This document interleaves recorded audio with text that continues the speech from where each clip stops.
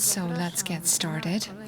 I would like to invite you to our next panel, Communication at the Cusp of Art, Science, Technology and Sociology, with Grzegorz Pochwatko, psychologist, scholar and lecturer who works for the Institute of Psychology, Polish Academy of Sciences.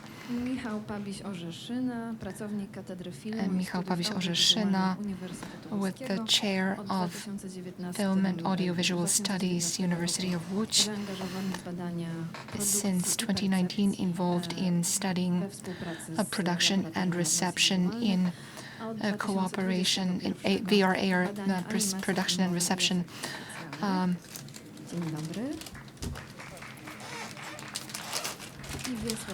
And finally, Wiesław Kopeć, scholar and practitioner in small technologies, doctor of technical science, and graduate of MBA for the IT sector.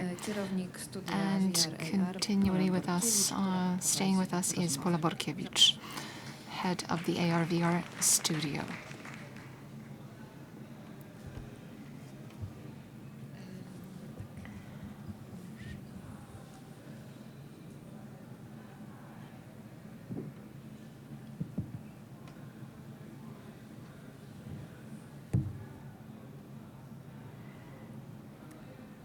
Drodzy Państwo, spotykamy się teraz już na drugim panelu modułu VR. So this is the second VR panel. We'll be talking to scholars of VR. We will first hear three presentations on the methodology of VR, and then we will move on to a discussion.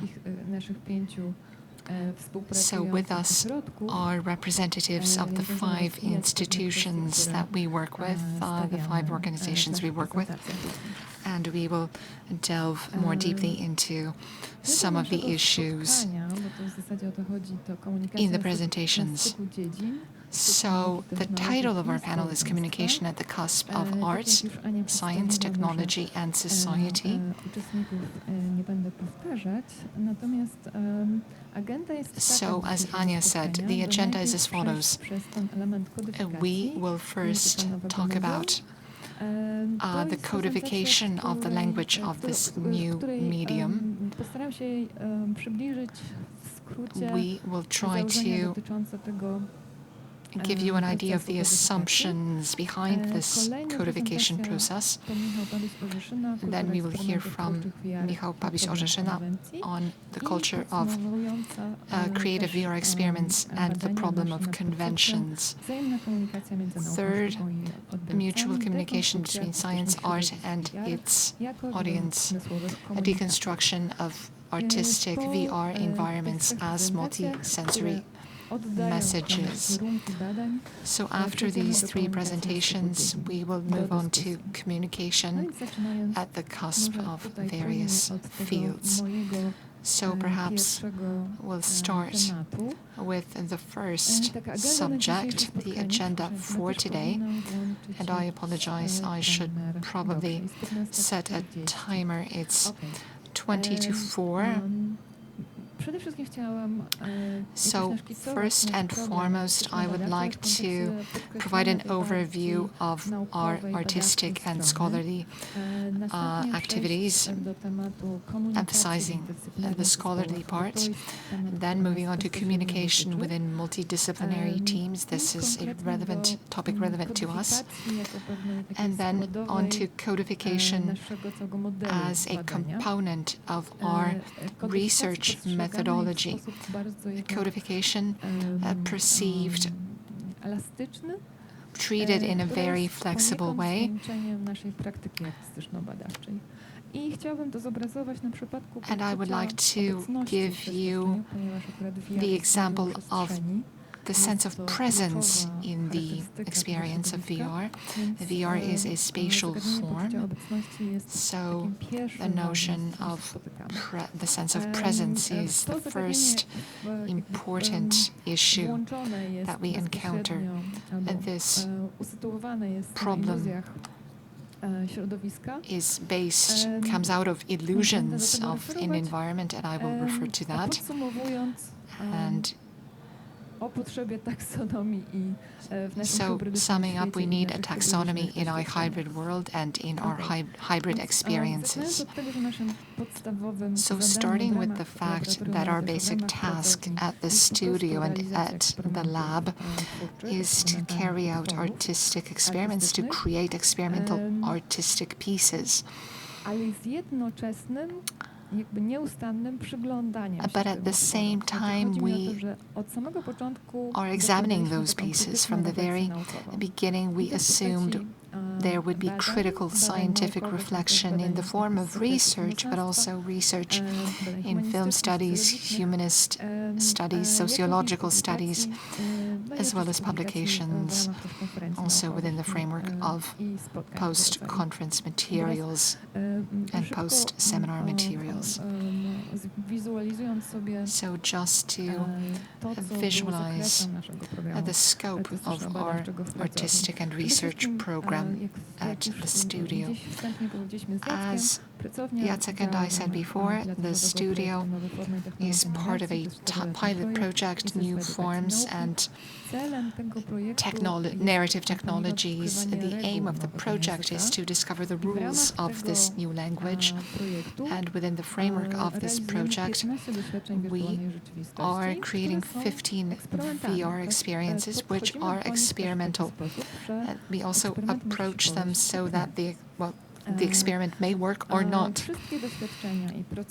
All the experiences and processes involved in creating these pieces at the studio are studied under various aspects, and the feedback, creators get feedback in the form of case studies and academic publications, and these outcomes will also be available to a broader group of to a broader audience, not just the creators who are part of the studio, but they will also be published in digital form by the Łódź Film School. They will be available online. So during the pilot period, which began in 2019, we developed a kind of prototype for production work in film. So we had cinematic VR experience, and this was the Whispers, developed within the framework of the Biennale College Cinema in Venice. This experience won the Biennale College. So when we were starting work on the lab, our creative team was already subject to multi-aspectual research. Michał Pabiś was conducting ethnographic interviews. This was pre-pandemic. After this work was completed, we conducted methodology workshops. Here, by that point, we were meeting all of the parties in order to develop research hypotheses, and these hypotheses then became the foundation for developing certain markers. I'm talking about this process because it's very important to us. It involves the participation of creators, artists, and it's a dialogue with them.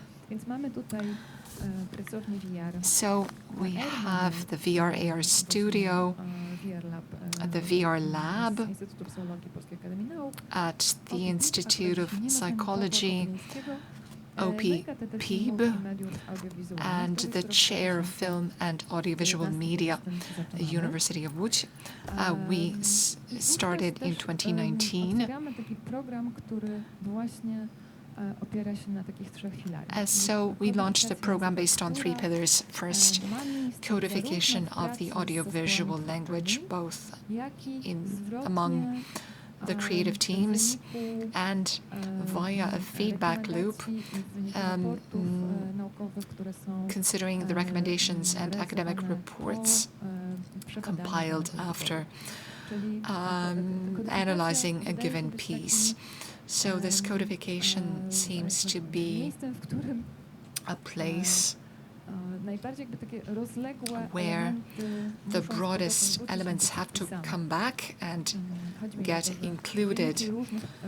So the outcomes of various measurements and experiments and ethnography, which accompanies the creative experimental project, and studying reception. Oh, so what is this codification all about?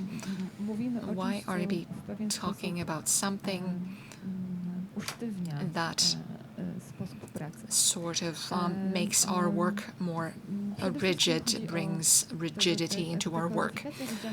So, as we see it, codification is a critical analysis at the level of work, but it's also open to continual evaluation, assessment.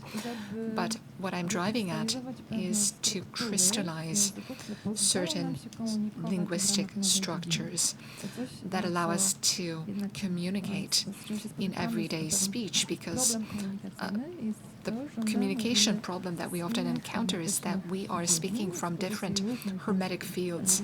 We're speaking different specialized languages, and it's hard to meet the language of artists, sociologists, mathematicians, programmers, psychologists, and so on. For instance, the notion of presence has a different meaning in each of these languages. Hence the need to crystallize those elements of the process. The next point is ethnography of the creative process. So here Michał will talk about the interviews with members of the teams and reception or perception research. Here we have methods that use objective measurements like eye tracker, electro, EEC, psychophysiological measurements. So a tools package is tailored, prepared for each of the experiences, taking into account the specific nature of the piece. So when building this framework, we did not presuppose that all the pieces would have the same questionnaires, the same tools. They change over time, and they are linked both to the technology and the narrative and the main themes addressed in the given experience. But the core is fixed. The core is fixed because we are comparing those materials, but in each case we take the specific nature of the piece into account. We develop specific questionnaires for each experience. So what have we managed to do? So let's start with whispers. This was a research done in 2019-2020 at the beginning of the pandemic. It was very hard to... we had to develop new work methods at the lab, but we did manage to do it. Maybe it's worth saying that this was an experience of 3 degrees of freedom, which to us is a film-like spherical VR experience registered with a stereoscopic camera. So more of a film, a realistic experience. There's also VR stereoscopic registration, and Miłosz created a piece that was could be accessed in goggles, but it was not 360 degrees, but it was on a screen with some depth. And the last stage of research at the end of last year and the beginning of this year, and we're still working on it, is the piece Nights, which was initially interactive. It still is, 6 degrees of freedom, but we prepared a version with artists which is more linear. It's still VR and stereoscopic, 3 degrees of freedom. It included a site-specific installation which was featured last year at Nowe Horyzonty and the Copernicus Science Center at the Przemiany Festival. So this is the person who, these are the people who take part in our research. So looking at it all, looking at all of these, all of the people and institutions involved, it's worth reflecting on how we all communicate. Do we understand each other? The problems that come of it, we solve them on a daily basis, but there are many variables, and we need to consider that we have creators here who are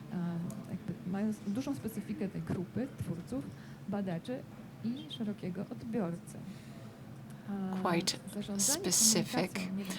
Communications management, I'm not sure if I can use the term management. There's no such thing as management. Basically attempting to communicate among all those entities is quite a challenge, and whereas we were entering this project with the feeling that artists and scholars have similar views, this project made me realize things could be otherwise. So now returning to the area that I wanted to focus on, so codification. What is this codification? Definitionally, it is a selection process so that we can build a kind of model, but this model is dynamic. So even if we publish the outcomes of our work on digital platforms, they get overwritten as well. So we keep creating. I'm not sure if this process will be indefinite, but I think it's an important aspect. We're not thinking of codification as something that is petrified. It's more of a process of arriving at a new language. So the codification we are involved in is the conclusion of certain natural standardization processes. And starting on this project, I came from this project that I was doing at the Academy of Fine Arts on narrative systems, where I was dealing with language codification, developing some preliminary definitions, concepts, a kind of catalog,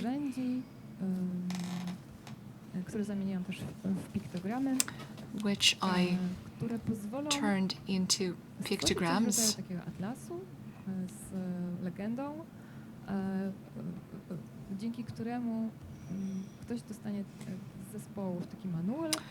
So to come up with a manual,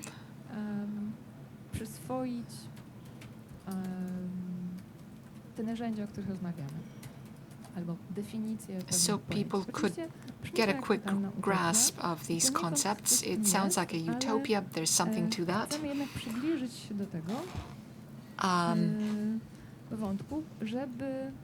jednak stworzyć te podstawy. Mówiliśmy wcześniej z Joanną o wiedzy eksperckiej, więc ta kodyfikacja... Earlier we talked with Joanna on expertise, so this codification is a kind of crystallization of the expertise. There is a tradition of such utopias because Bolesław Lewicki, who lectured at the Łódź Film School once, also worked with these scores, you could say.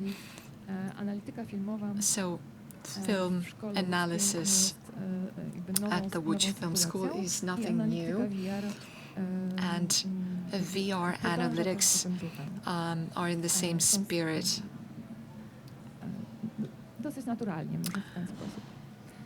And follows the same road quite naturally. One key concept for me is presence. And that's what I would like to focus on now in order to show you how many elements it involves, which impacts communication. So each medium has its own immersive qualities, its own alphabet. In VR, it's immersion. In other media, it's transportation theory. So it has its own features, its own variables, the way it presents narrative, presence, interactivity. So here I have pictograms for immersion and interactivity. And they differ, but in VR the situation is gets more complicated because we are dealing with telling a story in conflict with the participants' interaction. So the narrative paradox, which has been with us since the year 2000, the linear story is at odds with the interactivity of the participant, which gives rise to this conflict. And what the conflict is that the participant is within the medium.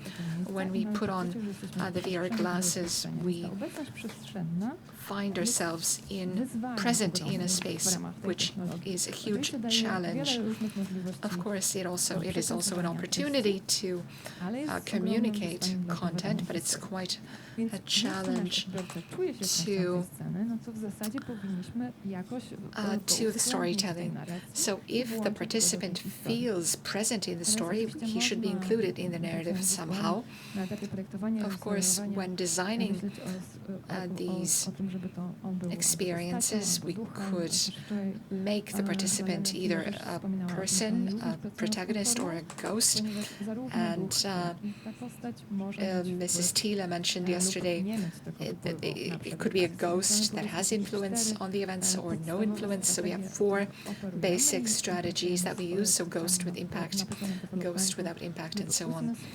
And we weave these in the development stage so that the designers can reflect on who this is for, how they are immersing the participant.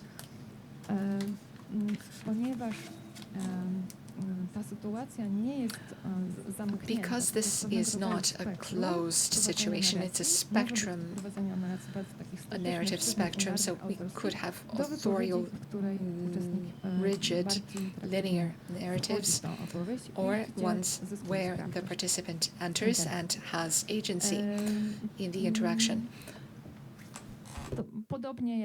And just as in this distinction between the physical world and the digital world, and so this sense of presence in the space of virtual reality is made up of 3 illusions. We have the illusion of place, I am here, the plausibility illusion, and the illusion of embodiment, the place, the perceptive illusion of a place, When I put on my goggles, I am here because on the screen I see my environment.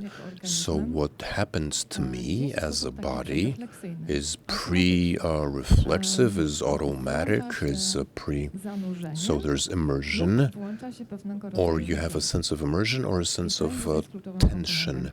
And this illusion is a key component of the VR experience and is a precondition of learning in VR. So the next illusion has to do with plausibility, the plausibility and the credibility of the environment, assuming that it happens here and now, and the body ownership illusion. Here we have a character, we can embody an avatar, and we can be a ghost, a phantom observer hovering in this space. Since we feel and we respond as we do in real life, this can affect our perception and interpretation of the VR scene. We can move on towards proxemics and the relation of the place and our comfort zone, our sense of physical comfort. I don't want to go into that. But based on this, taking this fundamental issue of the sense of presence as an example, we see the complexity of the processes underpinning presence. So switching on codification and defining concepts, designing pictograms, we want to expedite communication in order to have neuro associations because we have diverse teams. This is not purely educational, although it's intended to be educational, but it's meant to make our work easier. And you can also draw a symbol. I mean, on the margin of a text, we can just draw a symbol, and that means something. That means something in the script. So without knowing the cognitive and emotional processes in the experience, we can't really speak constructively about numerous aspects of virtual environments. And nor can we call them to life. One example that recently inspired me to think about it is abuse. The abuse in meta, which led to a discussion on whether the experience of abuse is physical or virtual. And there was a polarization. You had two extreme positions. We believe that it's a hybrid experience of abuse. It's not sexual assault, nor is it something that can be considered as irrelevant. It's a hybrid experience of abuse. So what does that mean? We don't entirely know yet because the language is still emerging. And how will it? What will it mean in the future? As legally, in legal terms, that remains to be seen, because there is reluctance to formalize certain things legally as well. So that's something we're encountering, we're dealing with as a limitation. That's a restriction we're dealing with. Now I wanted to show you the complexity of the taxonomy of this hybrid experience. How many various categories, collective, how many XR can have. So you have virtual, augmented, mixed, mediated reality. You have multi-mediated, inclusive, which also contains elements of the real world. So when you look at it, you see a whole spectrum of experience, depending on the type of technology, the type of narration, and the physical and virtual things implied in a given piece. So the purpose is to expand, enlarge the spectrum of works available within XR. So to summarize my talk, I can do that in one sentence. Here goes. So I'm all in favor of codification because I think we need a new idiom, a new language to discuss the complex hybrid experience of participation in virtual environments mediated through the body and autonomous responses of the nervous system, which is not something we had when dealing with the film medium.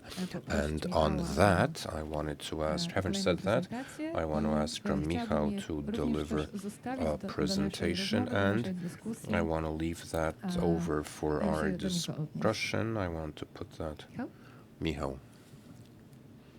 I want so we can comment, so we can have a back and forth.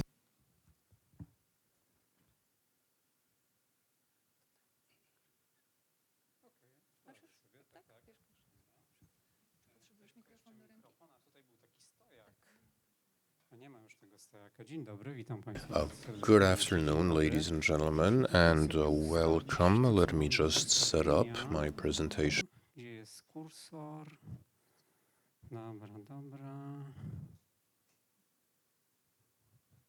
Jeszcze raz. Dobra, pokaz slajdów. Tutaj. Jeszcze raz. OK. Wyświetla się tam, a u mnie się nie wyświetla, ale no dobra. OK, wyświetlało się wcześniej inaczej, ale to nie jest jakiś duży problem, natomiast nie reaguje górna prezentacja z jakiegoś powodu. Od początku spróbujmy tak nacisnąć. A na próbie działało. Tak to właśnie jest z technologią. No dobrze. And that's technology for you. Tutaj być może jakaś pomoc będzie potrzebna. I might need some technical assistance. Tak. Z jakiegoś powodu nie włącza się tryb prezentacji. For some reason I can't get the slides to change. Dobra. O, świetnie. Dobra. Dobra. Okej. To wspaniale, że się udało w takim razie. Okay, we're in business, and I will refer to what Pola said using the term codification. The term conventionalization is close to codification. My name is Michał Pabiś-Orzeszyna. I teach film and audiovisual media at the University of Łódź.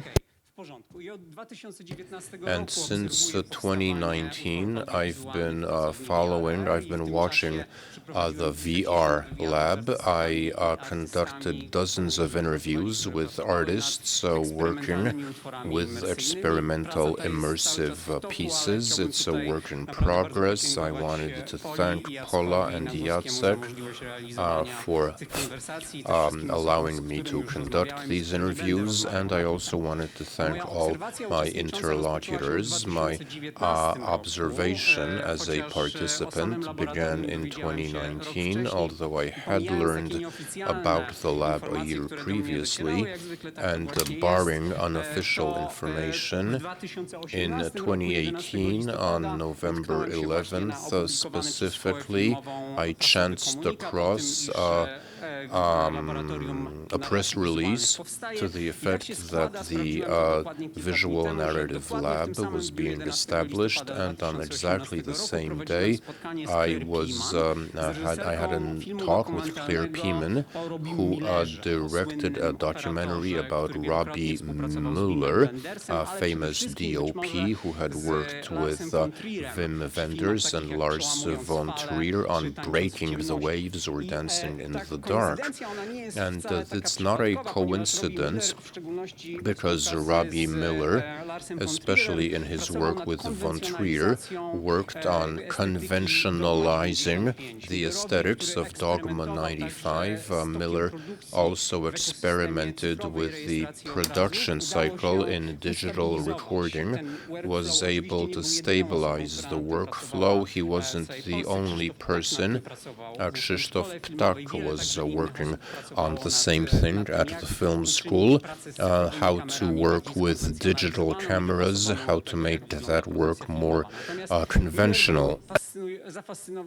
Miller was fascinated with digital filming, and together with von Trier he managed to conventionalize the language. Of course, digicams in film are different than 360-degree animation, but digital cameras were the topic of my conversation with a cinematographer at vnLab. He said that working with lighting on a VR set, he says, light it just as you did when digital cameras were new, because the Insta-Titan are problematic, so you have to step 20 years back to the day when digital cameras were a novelty, were being introduced. And finally, the same person said this, and it was memorable. Somebody has to tell this story somehow. Finally, I'm wondering who's supposed to tell the story, what is the story, and what is the purpose. The intuition is that it's people like me they had in mind, and it's truly stressful because persons interested in art prefer to look at art instead of giving advice to artists who know better than I do. So at the end of my presentation, I want to rephrase that sentence, but as someone from the humanities, as someone with a background in the humanities, if this goes on, I won't make it in 15 minutes. Okay, we are not seeing the next slide, so it goes. Okay, so that was Robbie Miller, and this is something I wrote down as somebody with a background in the humanities, the most garrulous discipline. I can't boil down 3 years of conversations to a 15-minute presentation, but I can do a mashup of various things, what Pola calls codification and I call conventionalization. So we think less in terms of production value of audiovisual works and more about conventions and to move from production value to skill value. So more circulation and more communication. The escalator is a PowerPoint AI. I have no idea why PowerPoint came up with this escalator, this image, but I decided to leave it, communication as a staircase. Anyway, I'll be talking about scattered issues. I'll be talking about Hamburg, Bucharest, Florence, New York, LA, Zlin, 2022, as well as 1488. So it's all haphazard, it's pretty scattered, but us people in the humanities tend to be scatterbrained. I just got back from a conference in Bucharest. Next, together with the Bucharest Film School, the best keynote was delivered by Stefanos Levidis from Forensic Architecture. Somebody also gave a presentation about the flatness. Of course, everybody focused on Georges George Didi Huberman and Lev Manovich. As you might know, Didi Huberman is the most influential art historian of the last 50 years, while Lev Manovich is the most influential scholar of the new media over the last 30 years. So it was interesting to listen to them. Lev Manovich climbed on stage, took over the mic, and in a very peremptory manner, she said that studying Abraham Warburg, whom Huberman has been studying for the past 40 years, is pointless. It's pointless because what Abraham Warburg did was innovative. So Didi Huberman studies Warburg for the past 40 years. Abraham Warburg in the late 1920s came up with his atlas of images, 63 panels with photographic reproductions, which he arranged in ways that were to show the longue durée of pathos in Western culture. Huberman, but Manovich climbed the stage and says that studying Warburg is pointless because in his time and in the late 20s, Giga Vertov didn't work with 63 panels with thousands of images, but in his films he juxtaposed thousands of images as he did in the 11th. If that wasn't enough from Manovich's standpoint, during his keynotes, he said, but today when we have computers and we click Google Images, we have a Warburgian image atlas. So whenever we do an image search, so what Warburg did in the 1920s was not innovative. Looking at examples, Manovich quoted his projects, which he did for Cultural Analytics Lab, a project which puts together 5,000 impressionist paintings, looking at the aesthetic patterns. These are things he did 10 years ago, so it doesn't seem very innovative, but Manovich claims that they are still innovative. So devices, things like this, have become democratic, like other works by Manovich's lab, putting together 1 million pages from manga for boys and manga for girls. So putting them together and visualizing the saturation and the brightness of about 1 million pages and 4,500 covers of Time magazine. And this is linear. Every cover is compressed to 1 pixel. So it's clear that when you look at these 10-year-old projects, there were many of them done by the Cultural Analytics Lab. These aren't merely aesthetic objects that are pretty. They also have an epistemic value, cognitive value, and academic scientific value. And what's most important, they are rooted in technology. So saying that it all depends on technology, that it's all derived from technology, is fundamental for Manovich. And a question we have to ask, let me roll back. Looking at these visualizations, are we looking at the rhetorical object of the manga or Time magazine covers, or are we looking at the technology that produced these images? So what is being experienced here?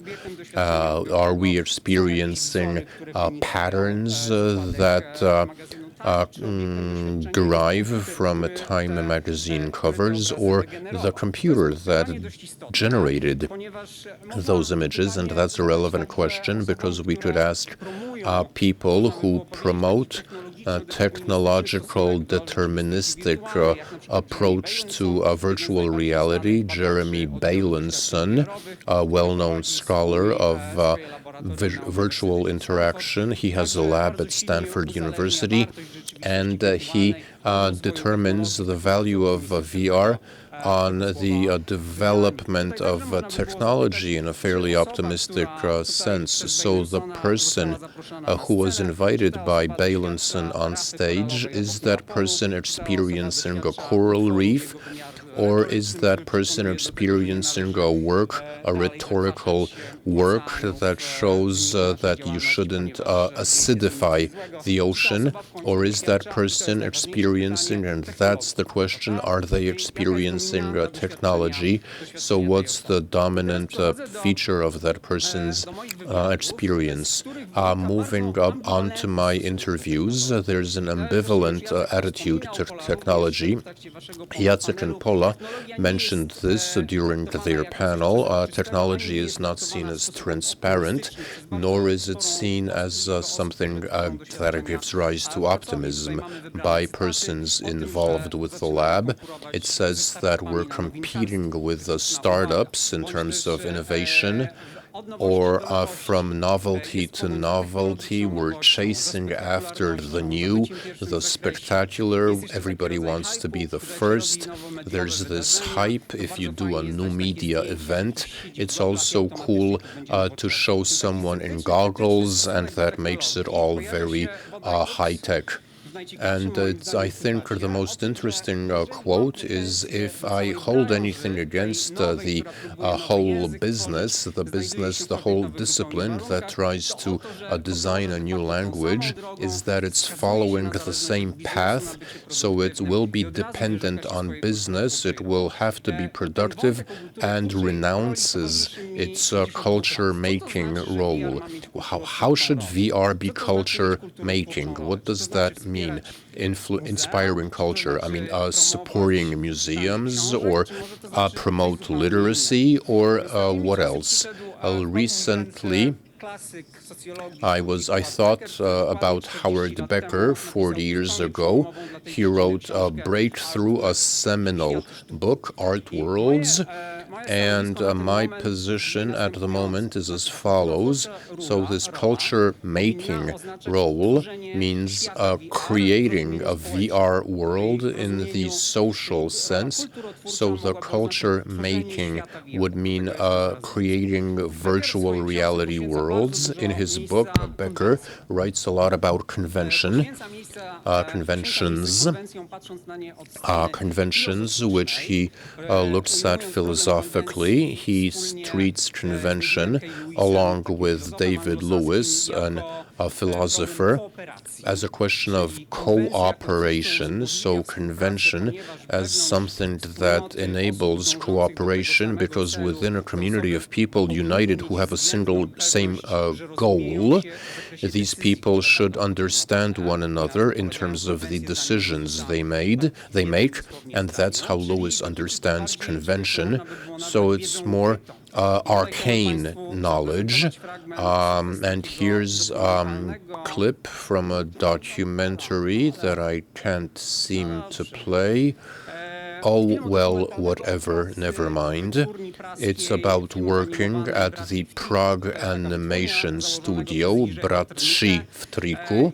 It's studio, and it shows that it's a tacit, that they understand each other without words. They're focused on what they do, because the convention of co-working makes lack of communication possible. I don't know if that's what vnLab is about. I don't know if if we're aiming at a stage, a situation where people don't need to talk. So let me understand convention as an aesthetic pattern. Becker treats conventions as patterns. He analyzes aesthetic convention, as something that delineates a horizon of expectation.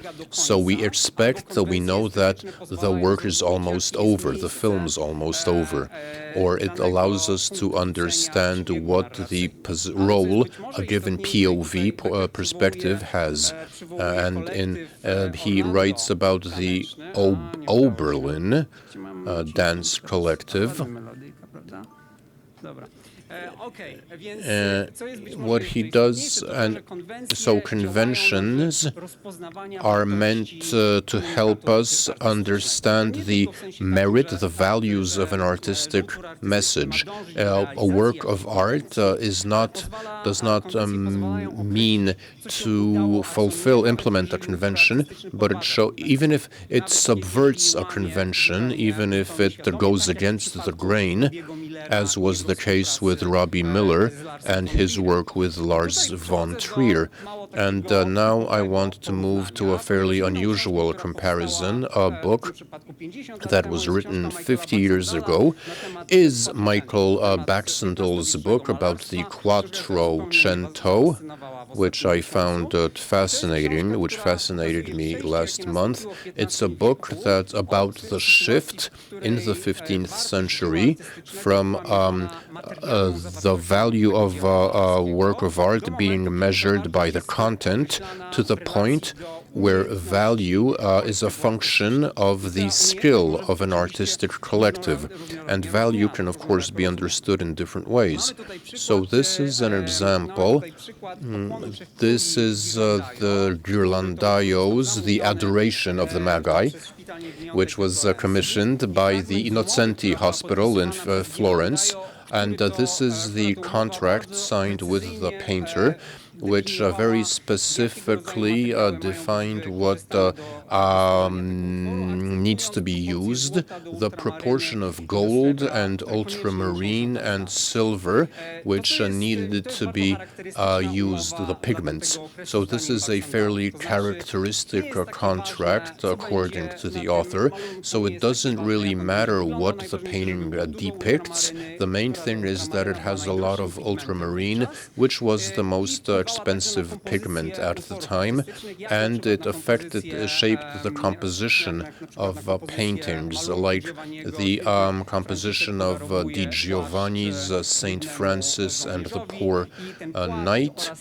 And so the cloak and the sky was to have be painted with using a lot of ultramarine, which was a way of showing the value of this work of art. Ultramarine, as you know, was a rare and valued pigment that was imported from the lapis lazuli,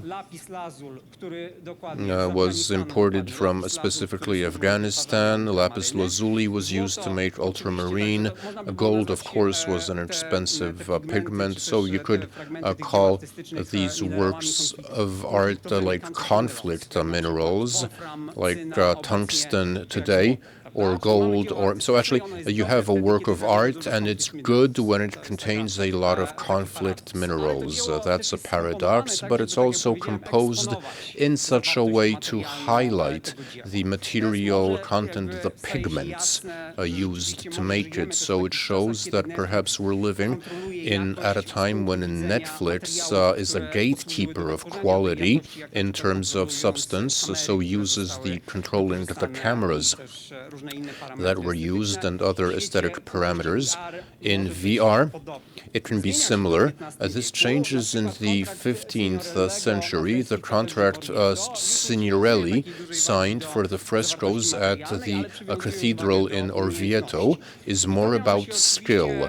And this has to do with, this also is related to theory.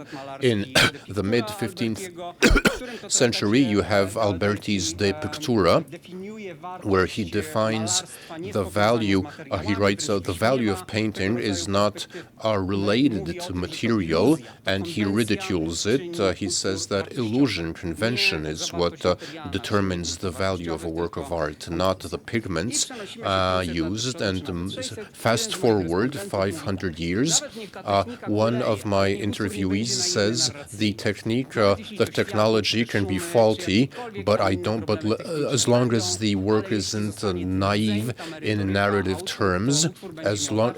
So if you have the core, if you have the substance, the work will have value even a few dozen years down the road.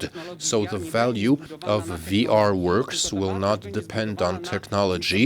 It will depend on something that's called substance, or something which I'd call a relationship to convention.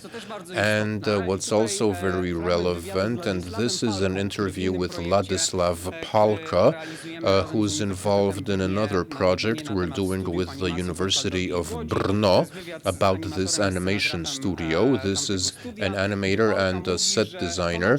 Palka says that his goal was not to have fluency, was not to have seamlessness, but details, the little details that his colleagues and fellow animators will recognize and appreciate. This is interesting, and I'm almost done. And this is really interesting because this tension is present in statements by my interviewees. So whether this value will depend on the material contents or skill. So this is another great quote, which is too long to read. I can...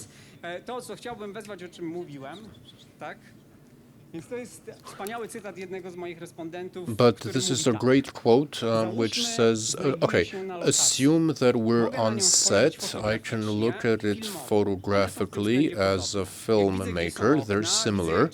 When I see where the windows are, how the geometry works, space and light. And I also think we need to think about virtual space the same way. But it's a different composition.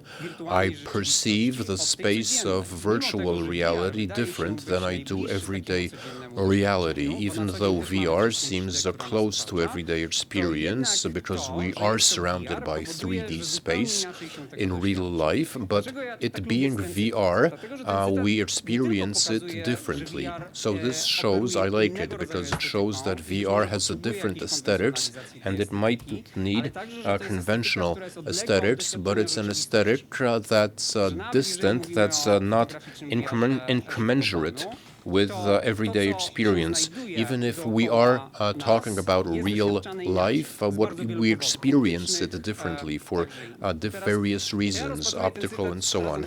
And I think that value, as Alberti also wrote, is when you work with the difference between your experience of the real world and the world which is recorded with the use of devices. So we need to construct a VR art as construed as people and convention. So this conventionality, this arbitrary nature, which facilitates cooperation and communication, and convention works if the ecosystem of knowledge distribution also works. Getting back to this quote, somebody finally has to find a way of telling the story. Everybody has to talk about it. I'm not saying that it's just me. I'm not kind of shifting the blame or the burden, but we need a communication ecosystem that will expedite the circuit of knowledge, the exchange of knowledge about VR. Thank you.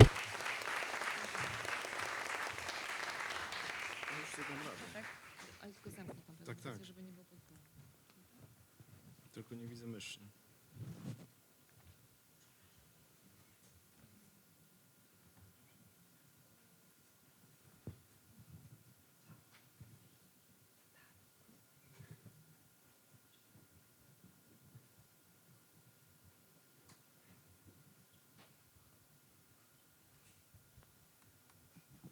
Wspaniale, wszystko widać.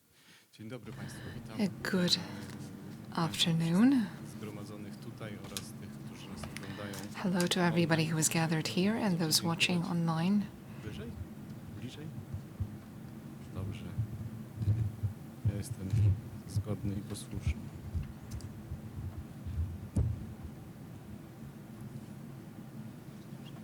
Nie wiem.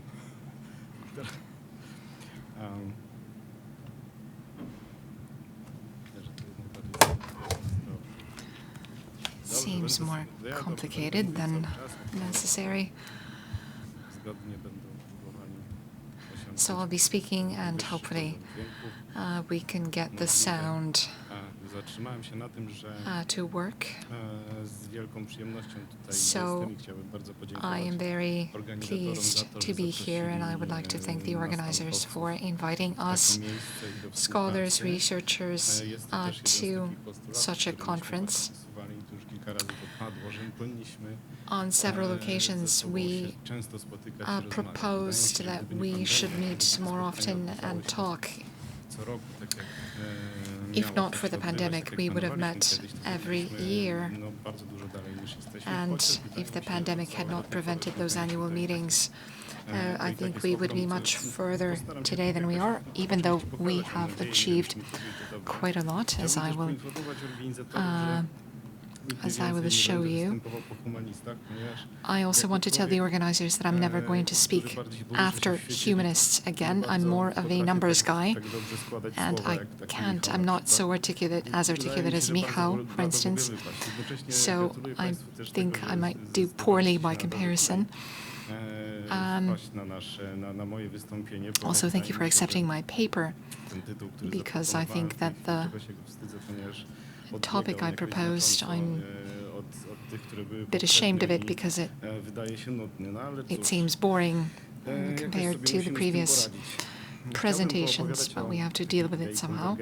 So I will be talking about the convergence of science and art plus audiences. I thought this was lightning, a humanistic lightning that was coming to get me. So, history is full of examples of such mutual cross-fertilizations, because art drew on the knowledge supplied by science, whereas scientists often gained new perspectives and new ideas, and new hypotheses, new approaches to their own discoveries from art. So art gave us a new way of seeing, a new vantage point that we scientists, from which we scientists could question our ideas. But looking at art, and this often happens, art only as a means of communicating scientific ideas, is quite an oversimplification, because from my point of view, art is intuition, telling a story, emotions, relationships. So all the things that can help scientists look at the world in a new light and to ask questions that they wouldn't have thought of otherwise. At the same time, science is also about the scientific method, formulating questions, hypotheses, verifying hypotheses. Hence, I think that artists and scientists should be in dialogue, should get to know one another, get to know the interpretations of concepts that we each have. These interpretations sometimes overlap, but at other times they mean different things. So build relationships, which is very difficult for some scientists to do. And one catalyst for this to happen is the development of technology, of VR technology, which for both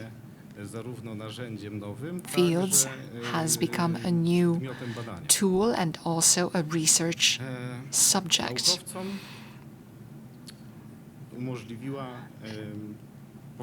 It has allowed scientists to imagine things that are not available to the senses, things that are too small to see, for example.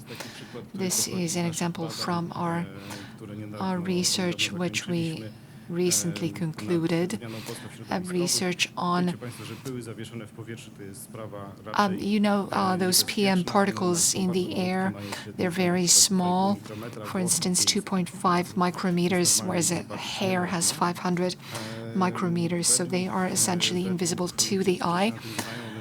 Those experts say that they kill about 7 million people annually, but the people who produce them are not exactly inclined to change their behaviors so as to curb those emissions, because the health effects only become manifest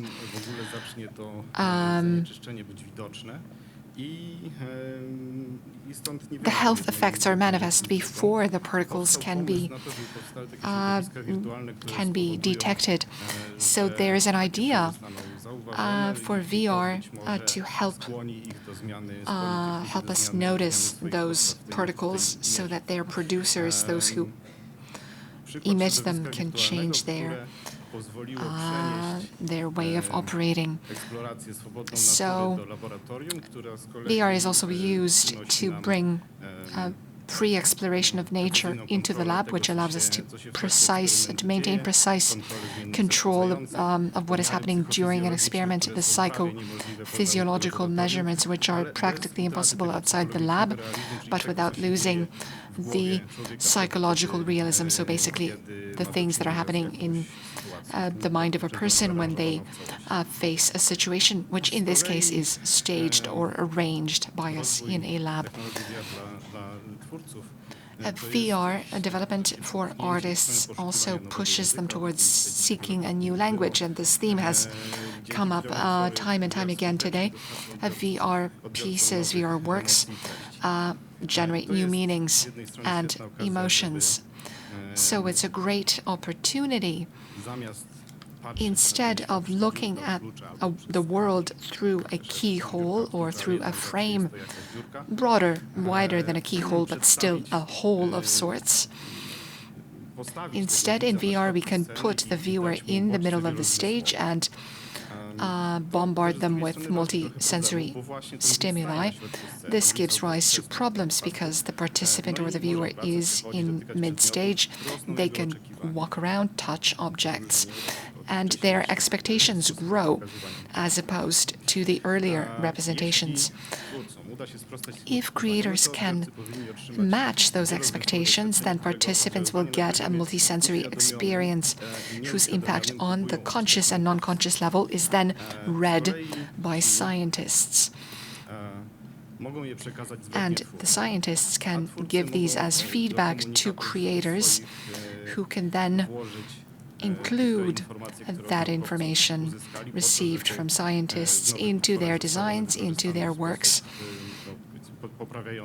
to improve the quality of the experience for the user. So here we have this circle of impact, where success depends on whether creators, scientists, and participants, who can also give feedback, to what extent we appreciate each other's contribution. This will allow us, thanks to the fact that we can meet and talk, this will allow us to understand one another better. So our role was to try to interpret participants' statements and glean all kinds of information from those. So what kind of feedback can we offer? We can find out quite a lot from participants, whether they want to say it, to convey it or not. This is a bit of an ethical matter. Of course, we asked our research participants whether they give consent to take part, and they voluntarily share their information, their data with us. But often we don't have to ask them about their impressions, their experience. We don't even have to talk to them. We don't have to ask questions directly or via questionnaires. All we have to do is look at their physiological reactions, their behavior, their movement in space, their physiological stimulation, heartbeat, eye movement, and so on. And these things tell us a lot more about what they are experiencing while in real time while in the VR experience. Quote, virtual reality envelops the user, replacing the physical world with a 3D, computer-generated stage. The virtual scenarios are realistic and create realistic reactions on the neurophysiological, psychological, or even the social level. two important things, enveloping and replacing one world with another. This gives rise to expectations which, in my view, are proportional to the accuracy of the illusion, as Paula said earlier. And one brief comment. I don't exactly agree that the illusion of presence arises automatically. It's not enough to put on VR goggles to be immersed or enveloped, as I will show you in some of our results. So the expectations are proportional to the accuracy of the illusion. So a person thinks, I'm in a space, I want to get to know it, I want to touch objects, I want to experience emotions, I want to feel pleasure, I want to learn about a story, I want to see, to experience something, that's why I'm here. But where am I? The scene is all around me, so the viewer says, well, I expect for things to happen all around me, interesting things. So are we capable of meeting those expectations? Our experience tells us no, not in every case. So let's have a look at the data. At this point,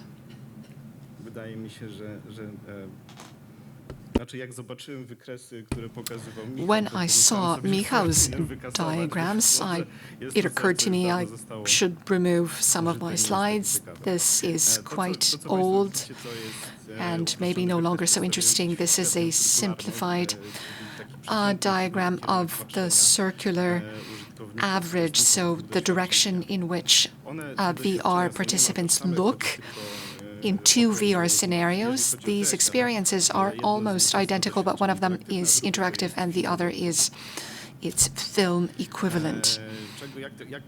So how can we interpret this? So let's take one part of this visualization. This is our audience. These are people. So let's take this person. So an arrow for Miłosz Hermanowicz. Of course, I'm kidding. Ethically, we don't know which arrow represents whom. It's always anonymized. But let's assume that we have Michał Hermanowicz with this longer middle arrow and two shorter ones on the sides. So the longer one is the circular average, so where the person is looking most of the time. The others are standard, the side ones are standard deviations, so where they turn, if they turn at all. The lighter, the greater the variance of those gazes.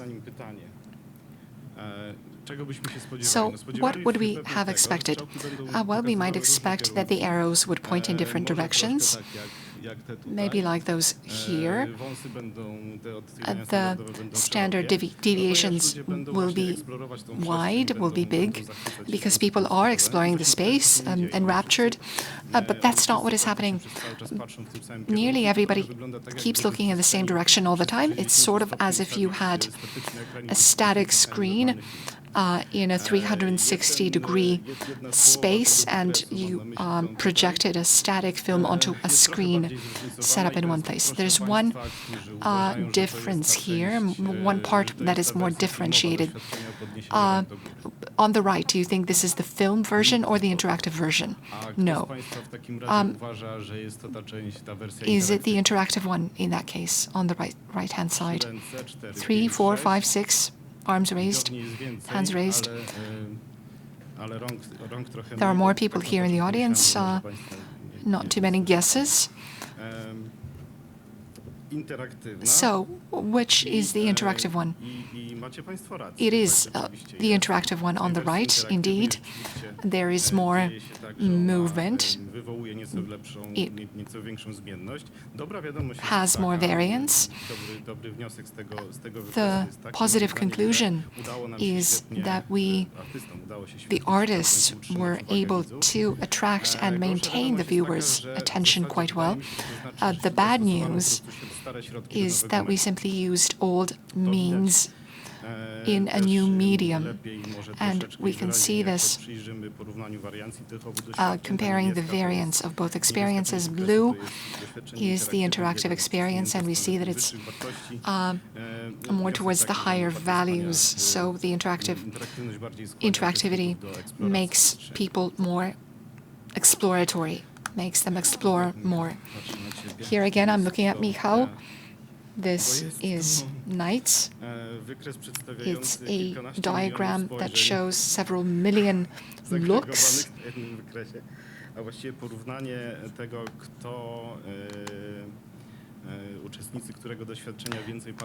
So here a comparison of who in which experience looks where. So we see that the majority of gazes focus on one selected part of this 3D space. Two simple conclusions. The participants, those in blue, of the cinematic experience, they look along the equator, whereas those in the interactive experience tend to also look up more often. If we move on to presence now, this can also be well illustrated. Here we see how different types of experience correspond to different amounts of expectations or different types of expectations. So the dotted line is the middle of the scale. There's no presence below, no illusion of presence below the dotted line. So the flat screen experience created no illusion of presence, whereas the cinematic or all-round experiences did create more of an illusion of presence, although not too strikingly. And the last two digital generated experiences sparked much more of a sense of presence than the cinematic ones. Hence, my conclusion is that expectations matter. And I think that cinematic photorealistic experiences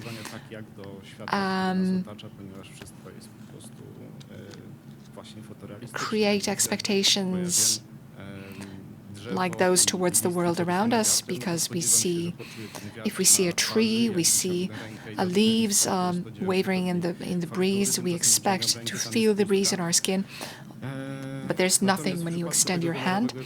But when you have the digitally generated experience, either we have smaller expectations or we don't know what to expect, so we're simply exploring and immersing ourselves in the experience.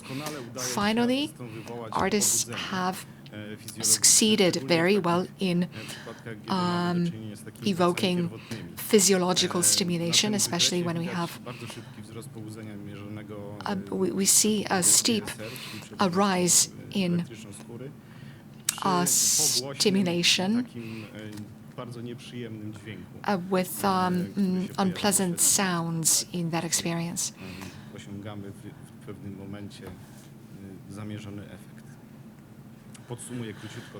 So a brief summary, what works, what doesn't. I think we have not succeeded in creating an experience, at least of those that we have studied, which fully exploits the possibilities of VR space. In part, we were able to create the illusion of presence, and for the moment, we know that computer-generated experiences, interactive experiences, work better in stimulating emotions and physiological reactions. Where can we go from here? Well, we can take it into space, specifically to space stations. Artistic experiences created at the vnLab were used as part of a study that we carried out together with the Polish-Japanese Academy of Computer Technologies, a 2-day simulation mission in isolation on a space station and a moon station. The staff are isolated there in the same conditions as those obtaining in space. They have specific tasks and they get in touch with the world just as astronauts do when they are at international space stations or on a moon, an eventual moon station. Importantly, such astronauts need to be kept in good physical and mental condition. Till now, various VR experiences have been used to give them that experience, a good, to make them feel better, mostly involving nature. We also used art. We were the first to do so in practice, so we created a case study using those mission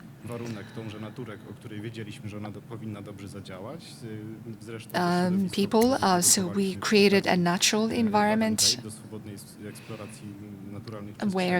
in which they could freely explore natural spaces. And two versions, a cinematic one and an interactive one. And these were shown randomly to different participants in the mission. So in the second half, because we know that the crisis comes around the middle of the mission with the most negative psychological and physiological symptoms occurring. So the first conclusion was that at those moments when people experienced VR, we saw a drop in asthenia. So it's this negative syndrome, pains, a drop in motivation, a drop in affect. So in the VR experience, these symptoms declined, regardless of what VR experience it was. But the interactive artistic experience is judged to be just as relaxing as the nature exploration experience, unlike the cinematic experience, which got a lower score. The interactive experience was most attractive to mission participants. In fact, they said that they would like to have such experiences, art experiences available during an actual space mission for which they are preparing. And on this positive note, I'm drawing to my conclusion. All that we do is thanks to a number of individuals, too numerous to mention here. The conclusion is essentially that thanks to our collaboration, we were able to do all this. We've all been able to develop and develop ourselves. So let's now get on to the discussion. Ten na pewno działa, jakbyś. Dobrze, zapraszam Cię tu, Grzegorzu. Nie wiem, ile mamy czasu, ponieważ wszystkie prezentacje... Okay, I don't know how much time we have because we are a little bit over time. I'd put it at about 0 minutes. I have a couple of questions. I don't know how many questions we have time for, because on the one hand, I'd like to build on the mission of ETSAR, what you said about using nights in space, because our VR piece is in outer space virtually. On the one hand, that's what I wanted to talk about, but I also wanted to get back to the main question. Are we communicating effectively? Can we say more about the benefits and the future of Alpha ETSAR? And then move on to communication. We can go whichever way you want. Okay, Alpha ETSAR. Just to comment on what Grzegorz said, Our team, it was an international mission. It was Polish-German. I don't know if that's popular today or not, but it does have an international dimension. Yes, there were more Poles, and we came first. Hooray! No, but actually it was supranational, because there's a badge for every mission, a badge and national flags. We didn't have a national flag. We had the European Union flag, although that might smack of heresy today. The team wanted it to be a very open experience, and generally the nature of the mission. I'm a member of a topical team at ESA, the European Space Agency. They have a work group on human performance, space analog. So they're analogous, not analog. So it's analogous to space flight or a stint at a space station, the ISS, or perhaps a lunar station. And what do we experience there as people? That's the human factor. And it's for a reason that we're here today. We have the logos behind us. There's COBO, HAZE, Human Aspects in Science and Engineering. And for a number of years with Grzegorz and the Polish Academy of Science, the State Research Institute, a data processing lab, the high-tech labs, and as well as another university. We explore the interface, the boundary of technology. And so it's not technology, but technique. So because, okay, never mind the terms, but this is the boundary, the frontier between applied technology and what it can give us, and human needs, the needs of us astronauts as potential of future astronauts. So there's a lot of factors. Grzegorz mentioned them, but it's a question of peak performance, of being at peak performance as astronauts, as scientists in space missions, on space missions. So it's not that only ex-military pilots can fly to space, but also ordinary people, ordinary millionaires. But nonetheless, it's just like an exotic excursion to a remote site. But for research missions, a lot depends on the parameters. Individual parameters can deteriorate. Individual performance can deteriorate. The question is how to keep this performance as good as possible. So you have well-being, this sense of well-being,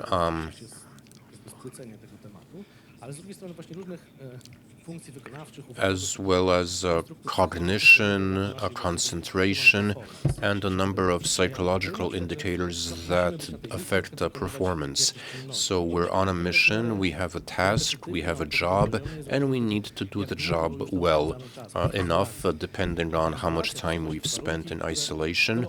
And isolation in space, gravity, for instance, is different. Either there's zero gravity or there's reduced gravity. We can't simulate that on Earth, but what we can is simulate isolation, being in a confined space. It's like hardcore lockdown with no balconies. And so how to support people in lockdown, in isolation, and this is where our collective steps in. It's a grassroots initiative. I hope it's sustainable. And we've set off, we've embarked on a new area, space exploration. And like Grzegorz said, VR is not just employee training. So there's an astronaut training center outside of Cologne where they use VR to work the machinery, the equipment better, so they can practice. But VR here is used not just for technical prowess or skills, but as a way to improve well-being. And but that's not where it ends. That's not all of it. I won't take up too much of your time.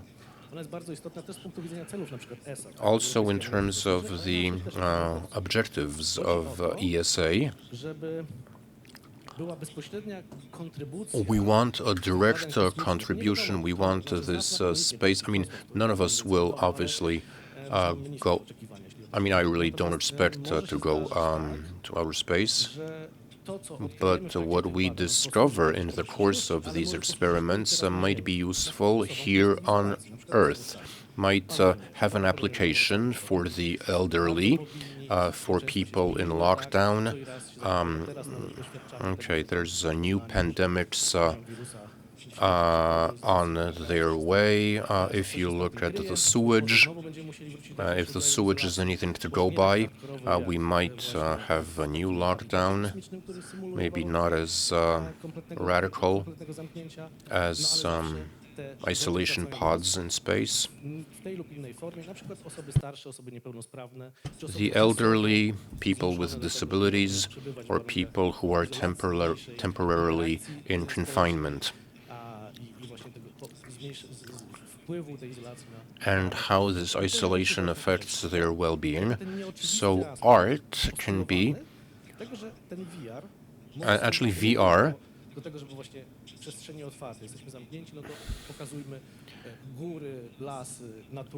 so it's not just about showing wide open spaces, but to people in confinement, but we worked with senior citizens.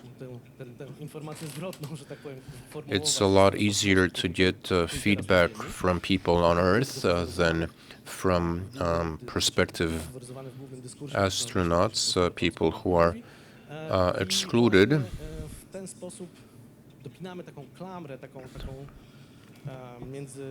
And this closes, this bridges technology, art, experiment, research, application, and senior citizens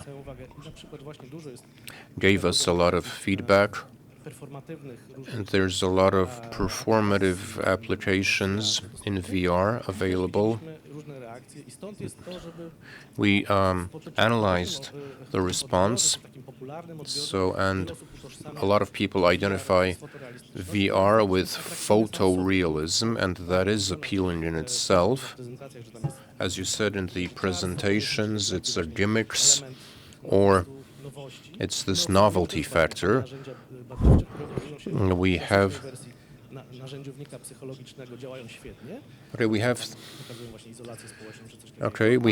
tools.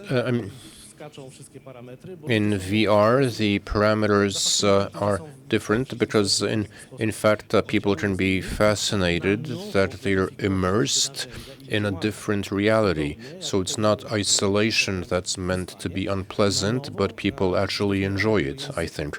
So it's a question of redefining the language of communication, the multi-sensory language, and this multi-sensory, it's not something we've studied in depth. It's not just a visual experience. It's also tactile, olfactory, auditory, and there's a whole synesthesia, a synergy of these senses, but also artistically, because this can also have, so equating photorealism and the convention. So as somebody said yesterday, Conventionality, the conventional nature of artistic creation, is a way of going beyond, going outside our natural cage, whereby we associate photorealism with reality. So we have computer-generated forests, but we can't touch a tree. We can't smell a tree. We're not in a forest, we're in a lab. So there's a degree of illusion, but it's not a direct analog of reality. And so that's why we slice it up to produce a forest that will seem realistic, but people won't challenge it, won't subvert that illusion, won't shatter that. So maybe that produces an effect that's better, that's much better, without the need for to introduce new stimuli, to expand, to build on this multi-sensory experience, the plausibility of the world, of the convention that Michał mentioned. It's convincing enough, and so there's no need for you to go into to try and simulate nature, because that's counterproductive. So it doesn't produce an effect. This uncanny. Oh, so this robot. If you have a robot that's very human-like, but there's something missing and you don't quite know what, the response is much worse than when you have an angular metal robot with antennae. I'm not saying that you should try and so you need to be subtle here. I mean, people don't, so you don't raise expectations unnecessarily. On the contrary, there's a different level of immersion. It's an age-old dispute. It seems that we sit down and there's something happening in VR. It's an artistic but also a scientific challenge. Grzegorz showed us the charts, but it's all been programmed. We can collate and collect the data in real time and very precisely put them in time and to define which stimulus produced which response, psycho-physical, what stimulates our body. Eye tracking, for instance, but also we can study cognitive burden, the cognitive effort, or HRV.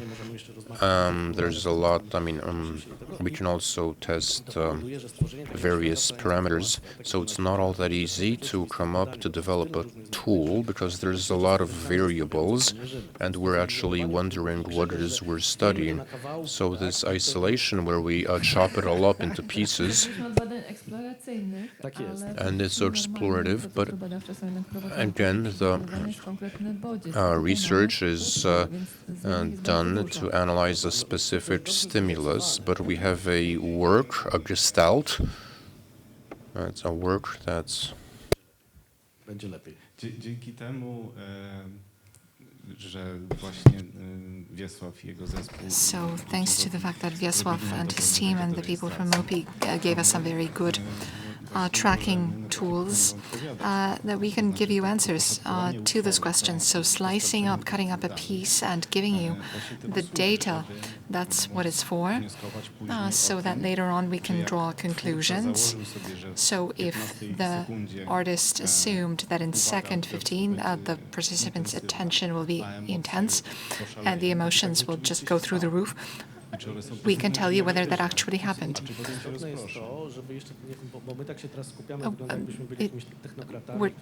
It looks like we're technocrats, just measuring, weighing, and even that's what Grzegorz said. He's a numbers guy, but that's not all that we're interested in. Our milieus allow, or our environments allow us to connect those data. The declarative descriptive data provided in statements by participants, and that's why we have all this psychophysiology. It's not so much that we lie, but we're unable to say the truth. And here's where I fully agree with Paula. Whereas we have to talk about emotions, because that makes sense. How we feel emotions is individual, and but stress is hard to communicate because it's hard to verbalize, to conceptualize. So the physiological measurements, the level of cortisol, these are the hard markers that tell us that a person is stressed or not. But we still have to ask people how they felt about their emotions, about their reception, because we are living beings, and although computers are there doing something, most people don't know how computers work, but it allows us to assume a certain level of abstraction and determine that what comes out is useful. And here we come back to machine learning, AI. It's not important how it's done, but what comes out is what we're interested in, and that's what comes out of this research.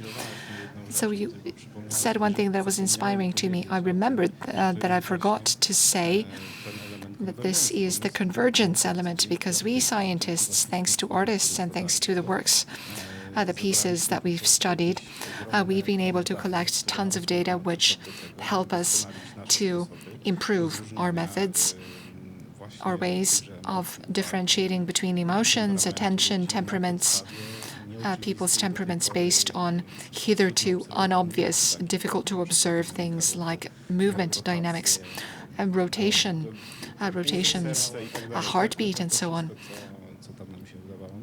Anything that was measurable. Till now, before we asked, and now we simply look at how much electricity comes out. So those are the benefits of cooperation. But what about the humanists? And what does it look like from the humanists' side? I'm a bit in awe of the organizers, or intimidated by Anya nodding her head. Or Anya, can I still say my thing? So just one very short comment regarding this slicing up. So dividing up the temporal piece into small stimuli. This is a question of to what extent qualitative methods can help us determine how a given reaction or physiological reaction is a reaction to that specific stimuli at that moment, or is it the result of a sequence of stimuli, or the reappearance of a certain theme in the narrative? So we have a character who was there 8 minutes ago and now they reappear. So the question is, the affective reaction, is it due to the spatial composition or the closeness or the sound? Or is it due to the fact that we saw this character before and now they're coming back? Or is it due to the dramaturgical unfolding of the action? I'm not saying this in order to question the idea of measuring various parameters, but to emphasize that all of these methods complement one another, allowing us to better understand what is happening. That's quite obvious. We need both the measurements and a holistic look at what is happening to recombine it all into a single image. And that's the end goal. We want to use all kinds of data. But there's nothing wrong with seeing where somebody is looking and seeing that their heart is beating faster. But we need to also look at the qualitative feedback from the participants who might say, well, here I felt I was more stressed because I was rooting for this person or I had seen them before. So statements which appear in the interviews that we've done. We also know whether the character had appeared before or not. Was the participant aware that this is the same person? We don't know this. But we could, if we analyze the oscillations of the brain, then yes, we can determine that. So now we return to the subject that Paula touched on, that we won't go into because I know we have to wrap up. Our mics will be turned off and we'll just be moving our lips.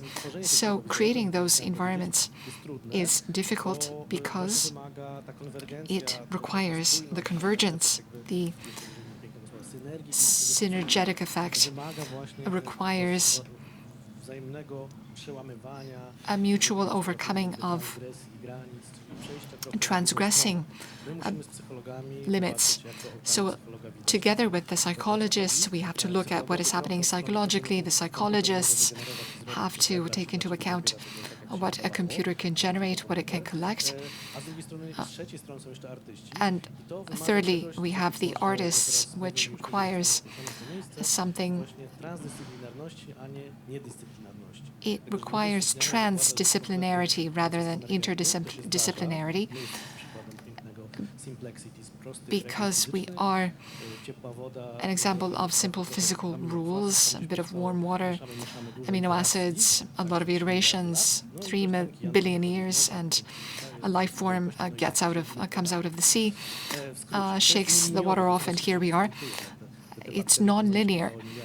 Evolution is non-linear. So if you were to take a bird's eye view of human history, the Anthropocene is minuscule.